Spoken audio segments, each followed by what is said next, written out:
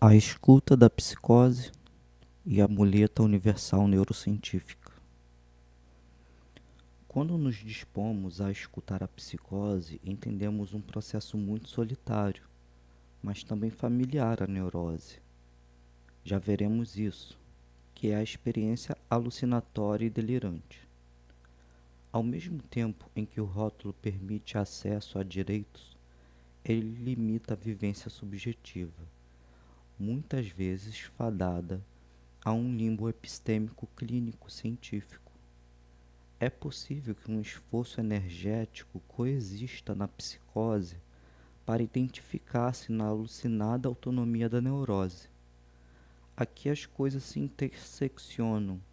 A solidão de passar muito tempo consigo mesmo, para alguns, é legitimado por um recurso que é escasso na psicose, o ideal de eu e a identificação. Hoje, sabemos que o cérebro preditivo tenta o tempo inteiro economizar energia metabólica. Felizmente, ou perversamente, podemos reconhecer o quanto somos diversos, ou ainda, humildemente, reconhecer que todos somos muito parecidos nesse funcionamento. Para a escuta neurótica da psicose, o delírio ou a alucinação não são reais, são deslegitimados, mesmo que o mecanismo de adaptação seja o mesmo, reduzir energia. Quando nos identificamos com um grupo, isso reduz energia, consumo do cérebro. Enquanto na psicose há um desgaste econômico para interpretar o que se move de cultura, sistema entérico, respostas autonômicas, e ainda levando em conta que o sujeito foi encaixotado num diagnóstico. Vemos que o trabalho intelectual na psicose deveria ser muito mais valorizado do que estigmatizado. A escuta do neurótico. Não é real o que você diz. Em termos de comunicação não violenta, pode surgir uma reatividade. Você acha que seu grupo e seu ideal de eu é que são superiores? Você que acha que seu grupo e seu ideal de eu é que são superiores. Que escuta, seja através da linguagem ou do corpo, da interpretação ou de da interpretação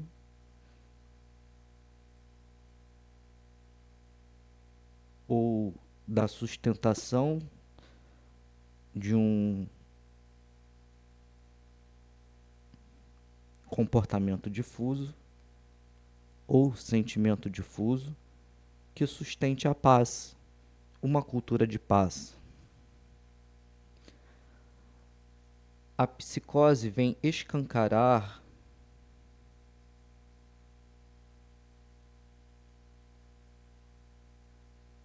com os novos entendimentos das teorias da mente, do funcionamento do sistema e organismo, o quanto é importante pensar uma saúde em outros termos, ressignificar o conceito de saúde e, ao mesmo tempo, reconhecer a neurodiversidade como um nó na rede do interser.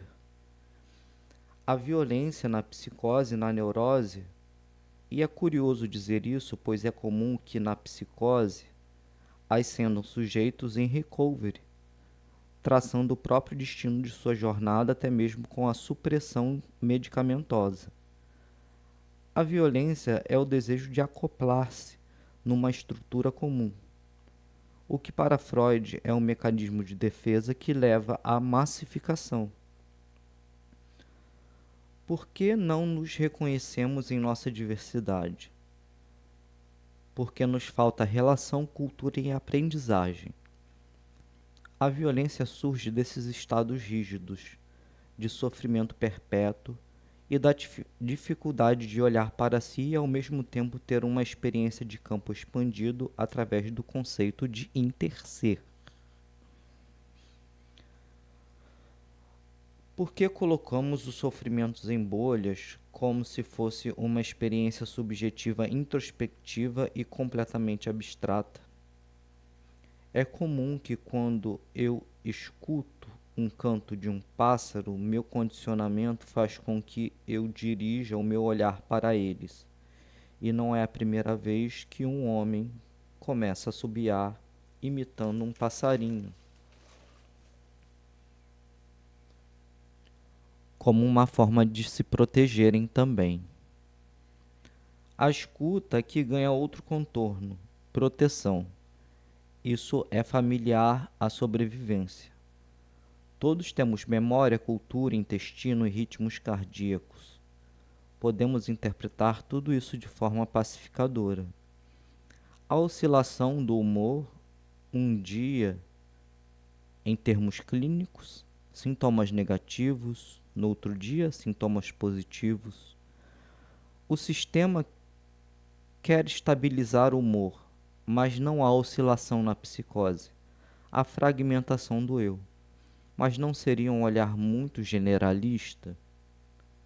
A escuta do sofrimento deve surgir. A escuta do sofrimento deve seguir uma ética, mesmo que uma fagulha de identificação e mérito queira comparar esforços intelectual, metabólico, discursivo, de circuitos neurais. Aí já viramos a bateria, né? Lembra até o filme Matrix. O sofrimento existe com sua singularidade e sua universalidade. E é isso, essa ambiguidade, que a experiência do rótulo, direito limbo epistêmico, nos permite revisar. Na realidade, o olhar e a convivência com a psicose exige trabalho. Esse trabalho é algo que a própria psicose vem escancarar. A dificuldade de economizar energia se identificando com um grupo. A dificuldade de colocar o ideal do eu em alguma representatividade. E a dificuldade de representar o próprio grupo que, por ora, não existe pelo esforço intelectual que estreita a experiência da existência e, consequentemente, de narrativa egóica. Aqui está um problema, o de que a psicose é um defeito do sistema que espelha a neurose e que também refaz a lógica da escuta, não para empoderar, mas para exigir direitos de cuidado em políticas públicas amplas, abrangentes e estruturais. A travessia do sofrimento psíquico na psicose e a revelação dos estados econômicos da existência põe em xeque as lógicas da idealização e da identificação, tornando a própria existência como falha do sistema e, ao mesmo tempo, força política.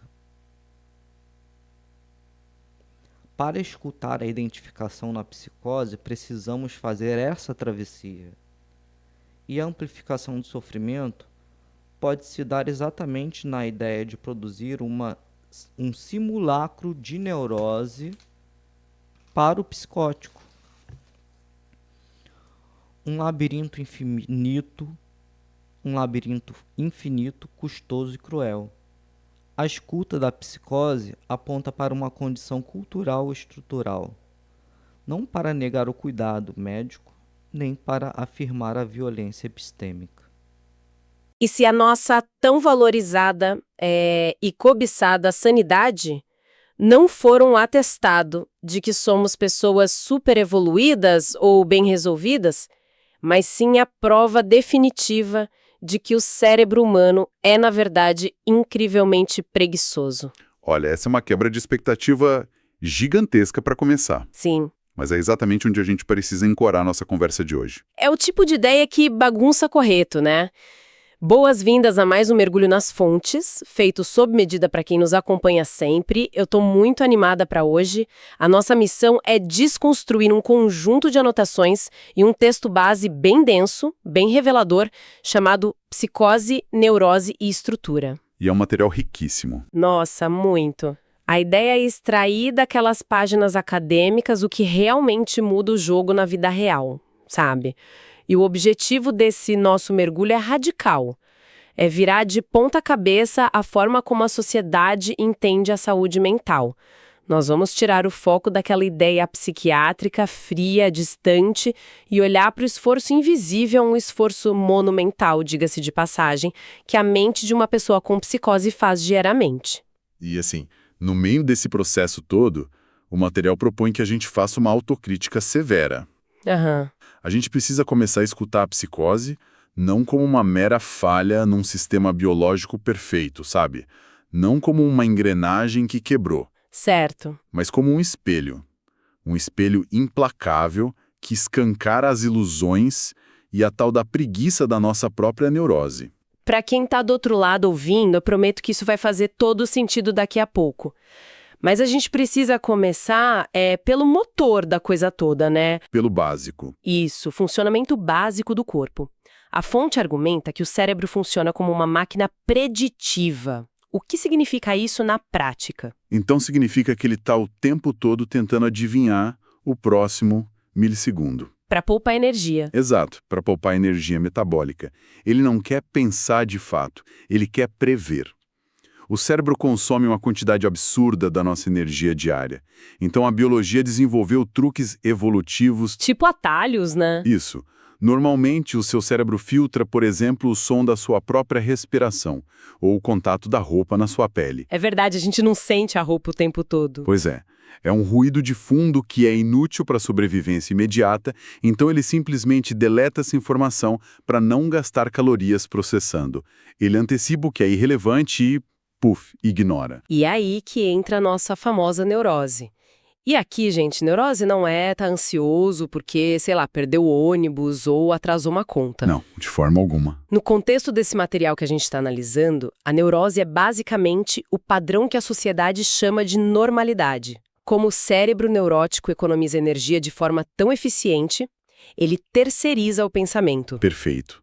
Ele se funde a um grupo, adota o que a psicanálise chama de ideal de eu. Vamos desempacotar isso um pouco? Vamos lá. Adotar esse ideal de eu é, essencialmente, adotar um pacote pronto. Um pacote de regras, de crenças, de gostos e comportamentos. É o equivalente mental a copiar a lição de casa do colega só para poder ir dormir mais cedo. Exatamente. Você adota um modelo de como falar, como se vestir, com o que se importar, e o seu cérebro simplesmente relaxa, fica na zona de conforto. Mas, na psicose, esse atalho não está disponível. Esse é o ponto-chave. Esse recurso de identificação em massa falha.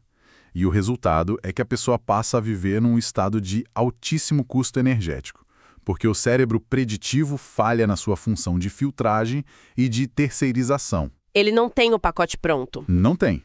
Sem esse pacote pronto, a pessoa precisa interpretar o mundo ativamente do zero, o tempo todo. A cultura em volta, os códigos sociais, as expressões faciais de quem está perto. Nossa, imagina o cansaço. E até os sinais internos. O material menciona o processamento contínuo do sistema entérico, do intestino, das respostas autonômicas. Olha, vamos pausar aqui porque isso é crucial para quem está acompanhando a gente entender. O que são essas respostas autonômicas no meio de uma crise ou de um surto? Como isso se diferencia da minha experiência neurótica comum? Pense, por exemplo, num batimento cardíaco mais acelerado do nada. O neurótico sente o coração bater mais rápido e o cérebro acessa aquela pastinha de respostas prontas. A pastinha que ele já tem salva no sistema. Isso. Ele pensa, tomei café demais, ou tô ansioso com a reunião. Ele categoriza, fecha o arquivo e segue o dia. A energia gasta ali é mínima. A pasta já estava lá etiquetada. Exato. Na psicose, essa pasta pré-fabricada não existe. Aquele batimento cardíaco acelerado é um enigma universal e urgente que exige resolução imediata. O cérebro começa a criar conexões para explicar aquela alteração física. E aí a mente dispara. Dispara. É um sinal de perigo externo. É uma mensagem sendo transmitida. É uma conspiração cósmica. O esforço neural para construir uma explicação para estímulos internos e externos é colossal, sabe? É um processamento bruto, sem tréguas. Quase como, sei lá, andar de ônibus numa rota pré-definida. Você só senta lá. E deixa te levarem. Exato. O motorista sabe o caminho, as regras de trânsito já estão prontas e você gasta zero energia mental com a locomoção. Já a psicose seria como ter que construir o motor do seu próprio carro, Nossa, sim. pavimentar o asfalto, inventar a lei da gravidade e dirigir tudo simultaneamente, 24 horas por dia. Essa analogia do ônibus é muito precisa, e a solidão vem daí.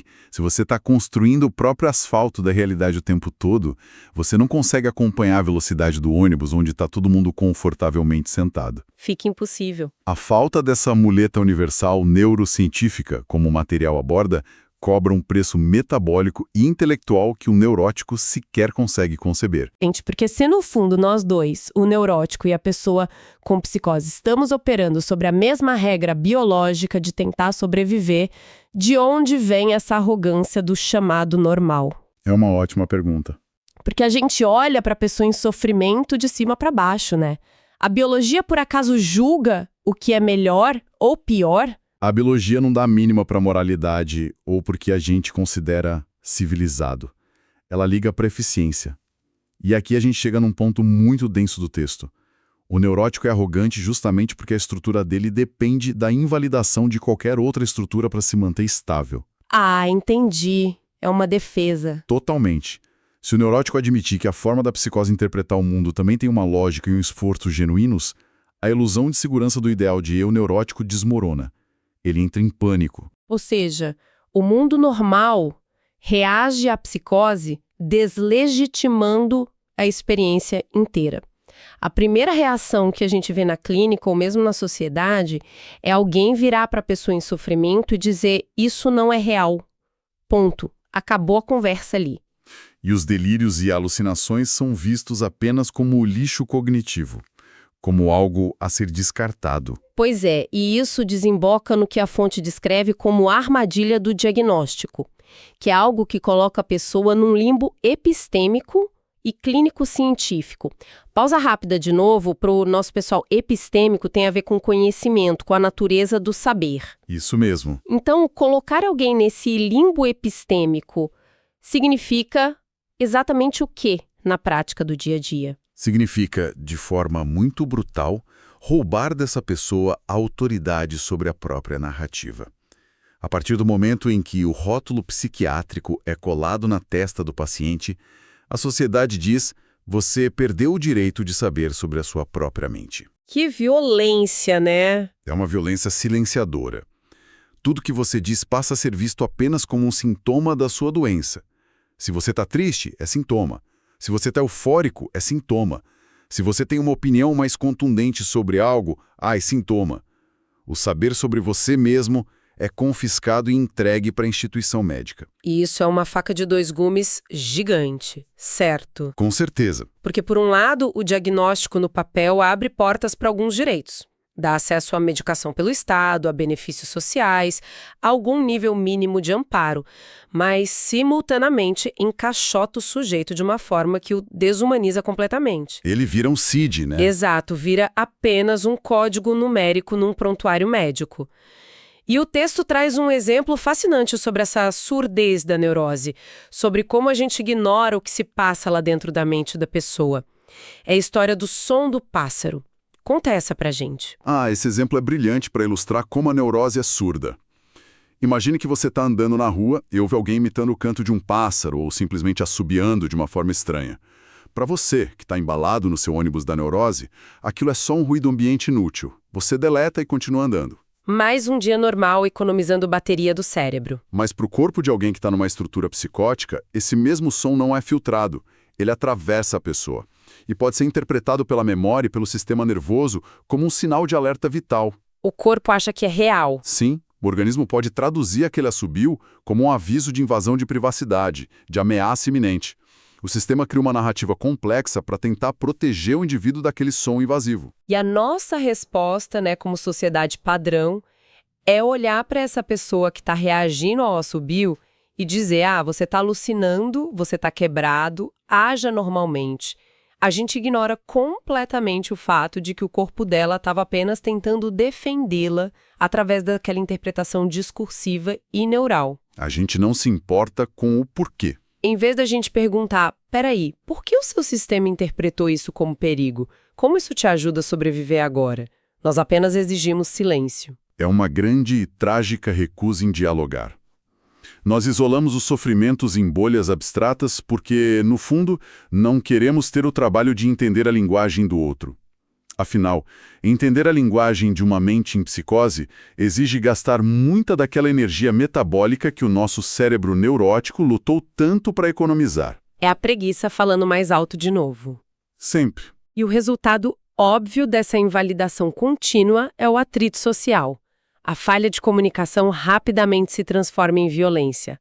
Mas o que a fonte traz e que é um soco no estômago é que não estamos falando apenas da violência de contenção física no hospital, de amarrar a pessoa. Não, é mais sutil. É uma violência muito anterior a isso. É uma violência nascida da pressão esmagadora pela conformidade. Freud já abordava isso, sabe? Quando discutia a questão da massificação, o desejo de se acoplar a uma estrutura comum não é apenas uma busca por comunidade, por querer ter amigos. É um mecanismo de defesa pesado. Quando nos massificamos, nós ficamos iguais. E o que é igual não nos ameaça. Claro, o rebanho se protege. E o diferente, no caso a psicose, expõe que a nossa realidade neurótica não é a única possível. E isso gera uma reatividade enorme, uma hostilidade quase instintiva por parte de quem está no padrão. O material destaca que a falta de relação genuína, de uma cultura de pertencimento e de aprendizagem mútua, nos empurra para esses estados muito rígidos de sofrimento perpétuo. E a forma mais cruel que o sistema atual encontrou para supostamente lidar com a psicose é o que o texto define como a obrigação de produzir um simulacro de neurose. Que é um conceito que, infelizmente, define muito da prática psiquiátrica moderna. Quando eu li isso nas anotações, me veio uma imagem bem técnica na cabeça. Obrigá-los a produzir esse simulacro de neurose é tipo tentar forçar o sistema operacional de um Mac a rodar programas feitos para o Windows. Usando um emulador super pesado. Isso. A máquina não foi desenhada para isso, gente. A bateria drena em minutos, o cooler do computador grita de tão quente, o sistema inteiro fica travando e operando num limite super perigoso, só para a tela mostrar uma interface que a sociedade acha agradável e normal. É uma ótima imagem. Forçar essa falsa normalidade só para o ambiente corporativo ou familiar ficar confortável não seria, na prática, uma forma descarada de violência sistêmica contra a diversidade humana? A sua analogia do emulador funciona muito bem, mas eu diria que a realidade clínica é ainda mais agressiva do que isso. Não é só que o sistema está drenando a bateria.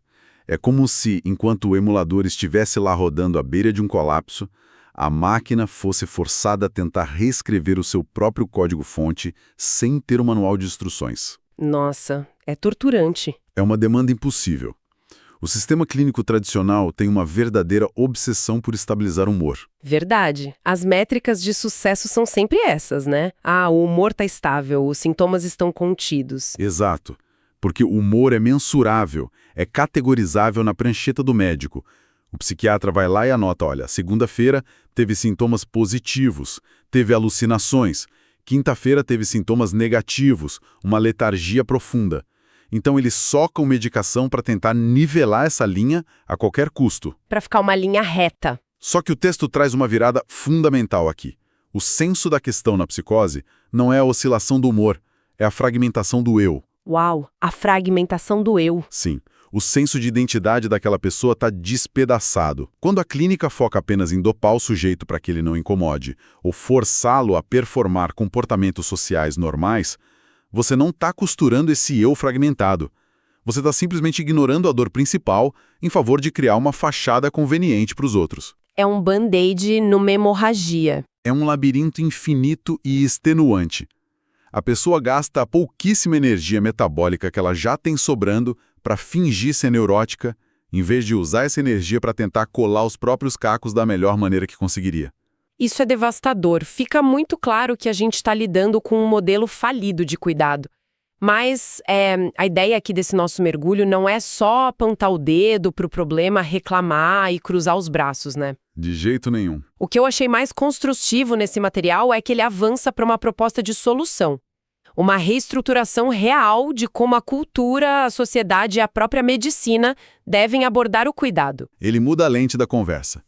Ele propõe parar de olhar para a psicose como um defeito de fabricação e passar a reconhecê-la como uma força política. Isso me pegou de jeito, psicose como força política, porque ela expõe, sem nenhum verniz, as hipocrisias da nossa idealização neurótica. Mas a fonte faz questão de colocar um limite importantíssimo aqui, e a gente precisa ressaltar. Fundamental. Nós não estamos falando de um movimento negacionista da ciência ou de antipsiquiatria cega. A resposta não é arrancar os remédios das mãos das pessoas, fechar as portas dos hospitais e dizer vai lá viver a sua verdade na floresta. O texto deixa claríssimo que a medicina importa.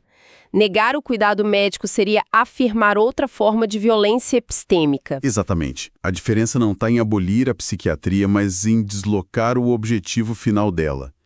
O foco deve deixar de ser a cura como sinônimo de adequação forçada. Hoje em dia, a gente vê diversos relatos de pessoas trilhando jornadas de recovery. Que é um movimento de recuperação, né? Isso, recuperação. Pessoas encontrando formas de funcionar dentro do mundo e, em alguns casos, acompanhados e muito bem estruturados pela rede de saúde, algumas dessas pessoas até alcançam a supressão medicamentosa. Não porque elas superaram a doença mágica e curaram a biologia. Mas porque o ambiente mudou. Exato, porque elas construíram uma infraestrutura de vida, de relações, que suporta a sua forma de existir. E para chegar nesse ponto, o texto exige que a gente abandone o discurso vazio, o empoderamento raso de post do Instagram com aquelas frases de efeito.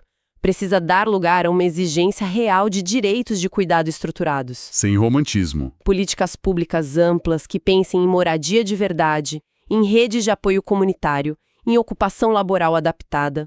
A saúde mental precisa ser ressignificada coletivamente. Sem esse amparo coletivo, a gente fica apenas na teoria. E teoria bonitinha não salva a vida de ninguém na prática.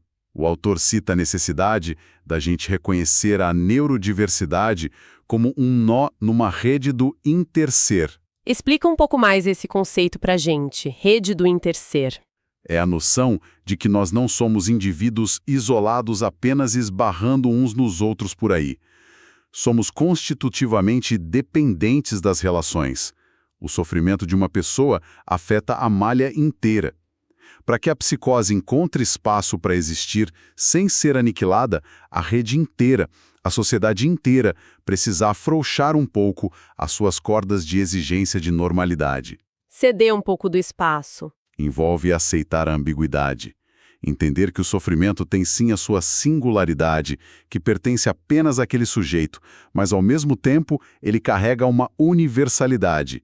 Porque todos nós, neuróticos ou não, estamos lutando sobre a pressão e o esforço de existir. Sabe que isso me lembra muito a citação cultural maravilhosa que estava lá nas anotações. O filme Matrix. É quase inevitável não pensar em Matrix lendo isso. Nossa, quando a gente começa a cruzar essa ideia do custo metabólico altíssimo com as exigências sociais de comportamento padrão, a sensação que dá é que a sociedade moderna se tornou um maquinário que precisa da nossa energia de conformidade para rodar. Nós somos as baterias. Viramos apenas pilhas, encaixadas lá nas cápsulas, sonhando o mesmo sonho neurótico e fácil para alimentar a máquina. Mas aí vem a encruzilhada prática de tudo isso que a gente conversou hoje. Como é que a gente aplica essa tal ética da escuta proposta pelo autor no nosso dia a dia, sem cair no erro de romantizar um sofrimento que é genuíno e dói, mas ao mesmo tempo sem empurrar a pessoa de volta para dentro da máquina do Matrix? Tentar a estranheza.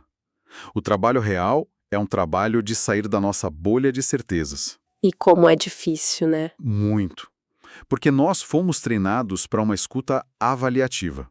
A pessoa fala e nós já estamos checando mentalmente contra o nosso próprio gabarito de realidade. Se o que ela fala não bate com o gabarito, a gente descarta na hora. A escuta ética significa ouvir sem tentar imediatamente consertar, enquadrar ou calar o outro. É ouvir sem aquele desespero de encontrar um diagnóstico e um conselho em 5 minutos. Precisamente. Não existe cura mágica para entregar. O que deve existir é a sustentação. Precisamos oferecer comportamentos, uma linguagem e até uma postura corporal que comuniquem uma verdadeira cultura de paz. Acolhimento real. Sim. Respeitar a força política de quem não se encaixa na nossa economia de energia da neurose, Significa dizer com as nossas atitudes: olha, o seu modo de existir no mundo custa um preço metabólico e emocional altíssimo a você. Eu reconheço isso. E o meu papel agora não é exigir que você compre o pacote mais barato e falsificado de ser humano só para não me incomodar. Nossa, o pacote mais barato de ser humano. Acho que essa frase condensa perfeitamente o atrito brutal que a gente debateu aqui hoje, entre a nossa biologia preguiçosa e a complexidade esmagadora que é viver numa estrutura psicótica. Sem dúvida. Para quem ouviu a gente até aqui, vamos tentar amarrar os fios dessa nossa exploração de hoje. Nós abrimos a tampa do motor do cérebro preditivo e vimos como a nossa normalidade depende de um atalho coletivo, a neurose, para economizar energia metabólica. Em contraposição, nós iluminamos o trabalho hérculo de quem, na psicose, precisa interpretar o caos interno e externo sem esse filtro, sem essa facilidade toda. E percebemos, ao longo do material, como a resposta da sociedade costuma ser o pior caminho possível, né? A invalidação da narrativa e o confinamento da pessoa naquele limbo de silício epistêmico. Acompanhamos como isso evolui para a crueldade da massificação, forçando o indivíduo a esgotar a própria bateria, rodando um falso simulacro de neurose, apenas para acalmar o olhar clínico que só quer ver um humor estabilizado numa prancheta, enquanto ignora completamente um eu que está ali fragmentado. E, por fim, entendemos a urgência não de acabar com a medicina, mas de exigir políticas públicas que suportem essa neurodiversidade na prática e estabeleçam uma ética da escuta real, focada no cuidado e não no apagamento. Eu preciso te agradecer demais por essas análises. Cada ponto ajudou muito a clarear o material que era realmente labiríntico. O privilégio foi meu. Eu acredito muito que, ao questionarmos a aparente perfeição da nossa própria neurose, nós abrimos espaço para relações que são muito mais humanas e bem menos violentas. Com certeza absoluta. E para nossa audiência que acompanhou tudo, antes da gente se despedir, eu quero deixar uma semente para vocês continuarem regando depois que o áudio de hoje acabar. É um pensamento que não estava diretamente nas fontes, mas que nasce diretamente desse conceito do cérebro poupador de energia. Tô curioso. Pensem aqui comigo se a neurose e a adaptação em massa são, na sua essência biológica, formas do cérebro economizar energia e não ter que pensar. E nós estamos agora mesmo caminhando a passos largos para um futuro inundado por inteligência artificial e algoritmos que são desenhados especificamente para nos entregar consensos prontos, respostas fáceis e reforçar o pensamento de rebanho. É um cenário assustador. Será que a forma profundamente singular, incansavelmente questionadora e de alto custo energético da mente na psicose não é talvez a última e mais blindada fronteira da experiência humana? Será que essa incapacidade de engolir a realidade pré-fabricada não é justamente aquilo que as máquinas e os algoritmos nunca vão conseguir simular ou dominar de verdade? É uma perspectiva fascinante. Fica aí para quem está ouvindo pensar um pouco sobre as aparentes falhas do nosso sistema social e biológico. Porque às vezes são justamente essas rachaduras, essas imperfeições que nos deixam ver como as engrenagens da realidade realmente giram por trás da parede. Essa é a provocação que fica. Um abraço gigante e até a nossa próxima imersão. Sabe uma coisa interessante de se pensar? Como é que a gente sai de um eu, sozinho, e chega num nós, num grupo com força? Hoje, a gente vai mergulhar fundo nesse processo, que é fascinante e, às vezes, até um pouco perigoso, de como os grupos se formam e o que de verdade une as pessoas. Então, para a gente começar a desenrolar isso, vamos partir de um quebra-cabeça. Um quebra-cabeça bem real, na verdade. Por que será que alguns grupos que sofrem muito preconceito conseguem pegar esse estigma e transformar em orgulho, em força política, enquanto outros que enfrentam coisas parecidas simplesmente não conseguem se unir do mesmo jeito? Pois é, e essa questão fica super clara e, olha, até meio dolorosa quando a gente olha para a experiência da esquizofrenia. É bem aqui que o nosso quebra-cabeça sobre identidade coletiva começa a apertar de verdade. É que, diferente de outros casos, a própria natureza da condição cria umas barreiras gigantescas. Como a gente vê aqui, na dimensão subjetiva, o próprio senso de eu pode ser instável. No lado clínico, a falta de motivação, a fadiga são desafios enormes. Socialmente, o estigma é tão pesado que leva a pessoa a se isolar. E cognitivamente, fica difícil organizar ações em grupo. Ou seja, tudo parece jogar contra a formação de um nós. E olha só, essa citação aqui resume a coisa toda de um jeito perfeito. O transtorno em si ataca as ferramentas que a gente mais precisa para viver em grupo. Comunicação, confiança, um senso de si mesmo. É como tentar construir uma casa sem o chão para apoiar as paredes. Tudo isso, esse quebra-cabeça todo, nos leva a uma pergunta ainda maior, mais fundamental, sabe? Afinal de contas, como é que os grupos se formam? O que é que nos une? E para a gente tentar responder a isso, a gente precisa voltar no tempo. Mais de 100 anos, na verdade, para uma ideia poderosa que foi proposta por ninguém menos que Sigmund Freud. Então, foi nesse trabalho aqui, lá de 1921, o Psicologia das Massas e Análise do Eu. Nele, o Freud definiu uma ideia bem forte.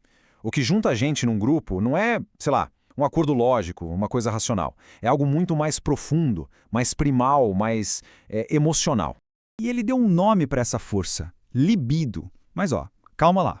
É super importante entender que para Freud, libido não é só desejo sexual, não. Como a gente vê aqui, é a energia de tudo aquilo que a gente pode chamar de amor, sabe? Amizade, a dedicação a uma causa, o afeto que conecta a gente. E para explicar isso, ele desenhou esse diagrama. Parece simples, né? Mas, nossa, a profundidade disso aqui é incrível. O que a gente está vendo é tipo um mapa da nossa cabeça. Cada um de nós tem o seu eu e um ideal do eu, aquilo que a gente sonha em ser. E o que Freud vai mostrar é que quando a gente entra num grupo, essa nossa estrutura interna vira de cabeça para baixo. A coisa toda, segundo ele, acontece em 2 passos bem claros. Primeiro, a gente substitui. Como assim? As pessoas do grupo pegam um líder ou uma ideia e colocam no lugar do seu próprio ideal do eu. Todo mundo passa a mirar na mesma direção. E aí, como consequência direta disso, vem a segunda parte, a identificação.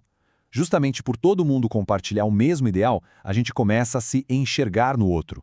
E é aí que nasce aquela união poderosa. Só que esse motor poderoso que forma grupos, ele tem um lado B. Um lado bem sombrio, viu? Especialmente quando a gente olha para o nosso cenário político hoje em dia. E é bem aqui que entra uma crítica mais recente do psicanalista Christian Dunker. Ele fala que a gente precisa separar as coisas. De um lado, tem os coletivos de demanda. Eles se juntam por um objetivo claro, tipo o movimento passe livre, e quando conseguem, se desfazem. Do outro lado, tem os coletivos de identidade, que não estão focados em fazer algo, mas em ser algo, em pertencer. E é aí que o perigo começa. E aí que tá a armadilha, que essa frase resume de forma brilhante. Quanto mais a gente se preocupa com quem a gente é, menos a gente se orienta para o que a gente quer. A energia do grupo muda. Em vez de focar em mudar o mundo lá fora, a gente começa a policiar quem pode ou não pode fazer parte do nosso clube. O resultado disso é o que o Dunker chama de forma genial de vida de condomínio. O grupo vai se fechando, sabe? Criando muros, começa aquela moralização de gostos, a crítica constante de qualquer um que seja um pouquinho diferente, uma busca sem fim por uma pureza que não existe, e isso leva a uma seleção constante de quem é de dentro e quem é de fora. E com isso a gente dá uma volta completa e cai de novo no nosso quebra-cabeça lá do começo. Um modelo de grupo que se baseia numa identidade única, num ideal compartilhado, tem uma dificuldade gigantesca de acolher quem é muito diferente, como as pessoas com esquizofrenia. Elas simplesmente não se encaixam nesse molde. Ok, então, se esse modelo de identidade é uma armadilha, o que a gente faz? Existe uma saída? Talvez a resposta esteja em olhar para outro lugar. Quem sabe, para uma política que seja baseada no cuidado. E se a chave para isso estiver justamente com quem foi deixado de fora o tempo todo? E se a experiência de ser radicalmente diferente, como na psicose, puder nos mostrar um novo jeito de viver em conjunto? Essa é uma virada de chave, é uma mudança total na pergunta principal. A gente para de perguntar quem somos nós, uma pergunta que só cria fronteiras, e começa a perguntar como a gente consegue existir junto. É trocar uma política de identidade por uma política do cuidado com o outro, com a diferença. E esse novo modelo, essa tal política do cuidado, ele vira o jogo completamente. Ele inverte a lógica. Em vez de valorizar só a autonomia, a independência, ele valoriza a nossa interdependência. O fato de que a gente precisa um do outro. E, em vez de só lutar por um lugar à mesa, ele começa a questionar a própria mesa. Por que essa mesa foi feita de um jeito tão excludente para começo de conversa? Isso muda tudo na forma como a gente enxerga o problema inicial. É brilhante, na verdade. A dificuldade, então, não está nas pessoas com psicose que não conseguem formar um grupo. A falha é nossa, dos nossos modelos políticos que não sabem o que fazer com a diferença. A psicose, nesse sentido, vira um espelho que nos obriga a olhar para as nossas próprias limitações como sociedade. Exato. Porque, pensa bem, se uma sociedade consegue sustentar, cuidar de uma crise psicótica, sem tentar apagar, sem tentar normalizar a pessoa, essa sociedade aprende a lidar com o que não dá para prever, com a fragilidade, com aquilo que não é produtivo. E isso, no fim das contas, são partes da vida de todo mundo. No fim das contas, a grande provocação que fica de tudo isso é: e se o objetivo final não for só representação? E se for algo muito maior? Uma sociedade que encontra sua verdadeira força não na uniformidade, mas na forma como ela cuida de quem é mais vulnerável. Não em qual parecido somos, mas em como cuidamos uns dos outros, justamente nas nossas diferenças. Fica aí a reflexão.